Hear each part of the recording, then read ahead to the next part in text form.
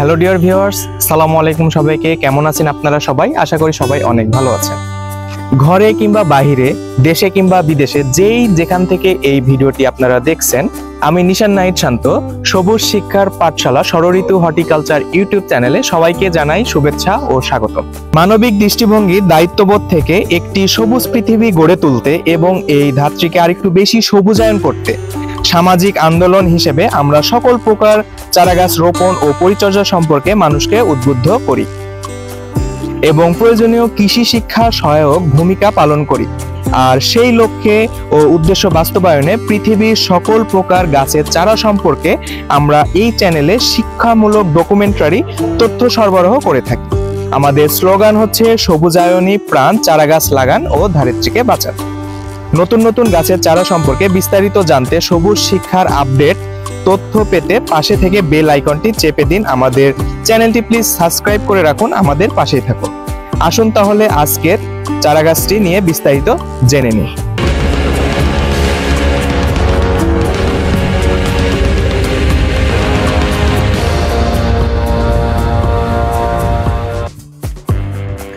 সবাইকে পুনরায় স্বাগতম জানাচ্ছি আমাদের ষড়ঋতু হর্টিকালচার ইউটিউব চ্যানেলে।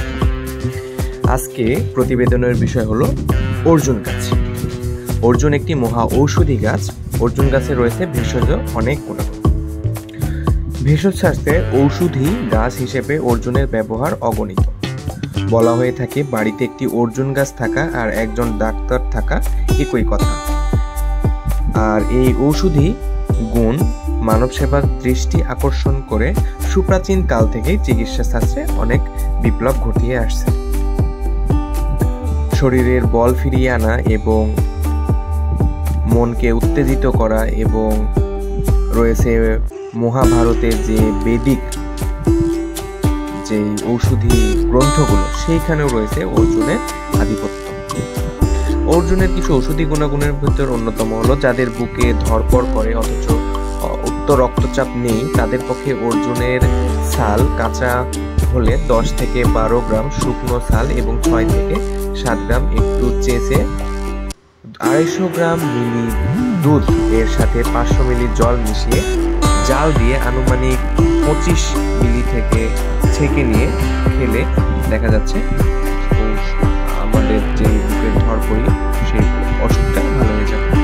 অর্জুনের ছাল বেটে খেলে হৃৎপিণ্ডে বেশ শক্তিশালী হয়, হৃৎপিণ্ডের ক্ষমতা বাড়ে এবং হৃৎপিণ্ডের কোনো রোগ থাকলে, যেমন রক্তে কোলেস্টেরলের মাত্রা কমানো, রক্তে উচ্চ রক্তচাপ নিয়ন্ত্রণ, এগুলো সবই ঠিক হয়ে যাবে অর্জুনের ছাল বেটে খেলে। বিচূর্ণ ফল মূত্রবর্ধক হিসেবে কাজ করে এবং লিভারের কোনো সমস্যা থাকলে সেটা সুস্থ করে তোলে। অর্জুনের ছাল ট্যানিন রয়েছে। এই ট্যানিন মুখ, জিহ্বা, মাড়ি এর প্রদাহের চিকিৎসার জন্য ব্যবহৃত হয়। এটি মাড়ির রক্তপাত বন্ধ করতে সাহায্য করে, শরীরে বিভিন্ন স্থানে ক্ষত, ঘা, পচা সারাতেও সাহায্য করে। যেমন অনেকের টুথপেস্টে দেখা যাচ্ছে অর্জুন আছে, অর্জুন গাছের নির্যাস আসে। অর্জুনের ছাল হাঁপানি, আমশায়, ঋতুচাপজনিত সমস্যা, মাথা ব্যথা, প্রদাহ ইত্যাদি চিকিৎসার উপশম হিসেবে ব্যবহার করা হয়। এটি সংকোচ ও জ্বর নিরোধক হিসেবে কাজ করে। এছাড়াও অর্জুন গাছে রয়েছে যৌন উদ্দীপনা বাড়ানোর ক্ষমতা, তাই চর্ম বা যৌন রোগের ঔষধ হিসেবে অর্জুন ব্যাপকভাবে ব্যবহৃত হয়ে আসছে।